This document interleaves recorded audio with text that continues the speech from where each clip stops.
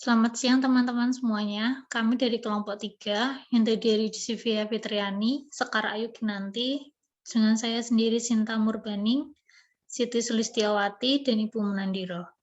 Kami, kelompok 3, akan menyajikan sebuah contoh kasus toksikologi yang terjadi dengan adanya pencemaran udara hingga jatuh korban dari pabrik di Purwakarta.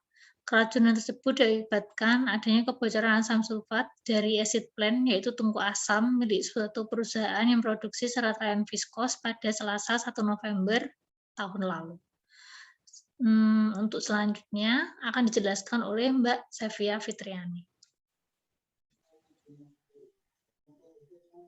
Toksin yang digunakan pada kasus kali ini yaitu asam sulfat atau H2SO4, merupakan asam mineral yang kuat. Zat ini larut dalam air pada semua perbandingan. Asam sulfat mempunyai banyak kegunaan dan merupakan salah satu produk utama industri kimia.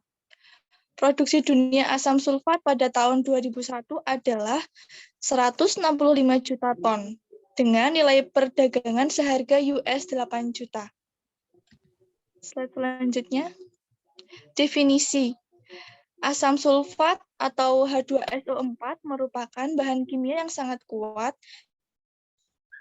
yang bersifat korosif, yang dapat menyebabkan rasa terbakar yang sangat parah dan kerusakan jaringan ketika kontak langsung dengan kulit atau membran mukosa.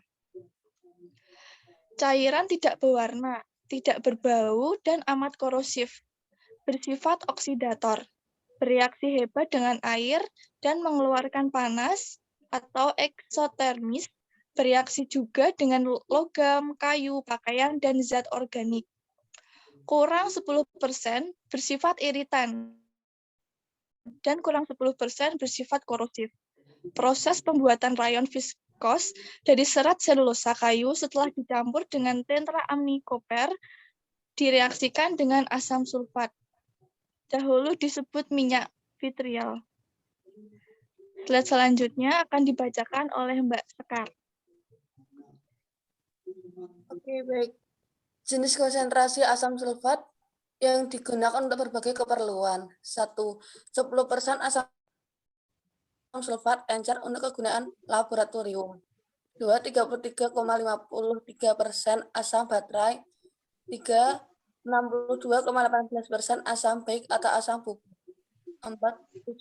73,61% asam menara atau asam glover. 5. 97% asam pekat. Bahaya asam sulfat bagi kesehatan jika terhirup. Bahayanya adalah batuk, pernafasan terbakar di tenggorokan, perasaan tersedak, peradangan, dan ulcerasi dari mukosa hidung. Iritasi yang parah pada saluran pernapasan ditandai dengan batuk, tersedak, dan napas pendek. Selanjutnya akan dibacakan oleh Mbak Sulis.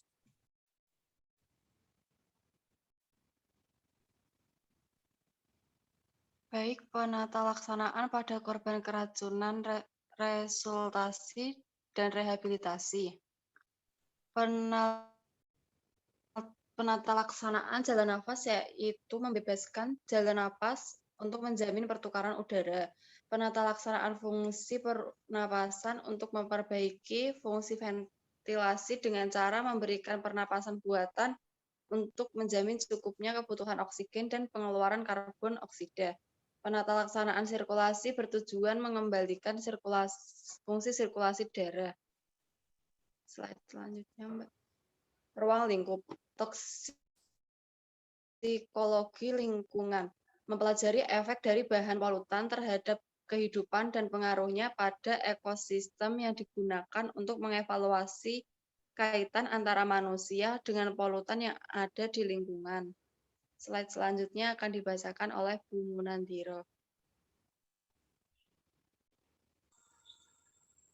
Asam sulfat dalam air limbah dapat mengganggu kehidupan dan tanaman dan binatang dalam air.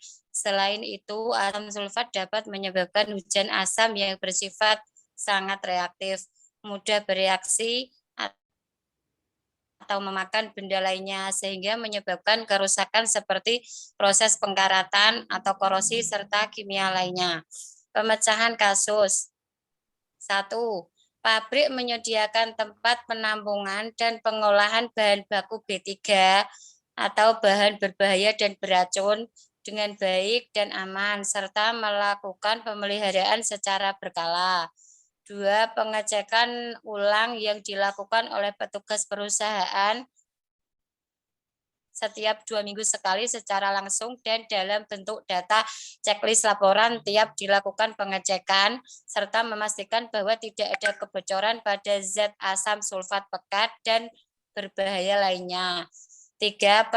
Bila perlu dipasang alarm darurat agar dapat mengetahui ketika ada kebocoran zat. 4. Menyediakan fasilitas kesehatan bagi masyarakat sekitar area pabrik. 5. Pemusnahan melakukan pengontrolan dan pemeliharaan pada proses pengolahan limbah serta melakukan pembaruan dan memasang filter-filter penangkap gas hingga scrubber.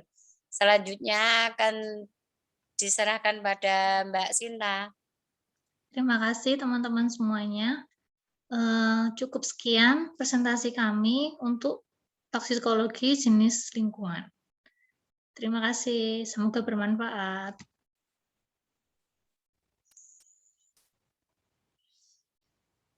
Terima kasih Mbak Sinta, terima kasih Mbak. Sinta.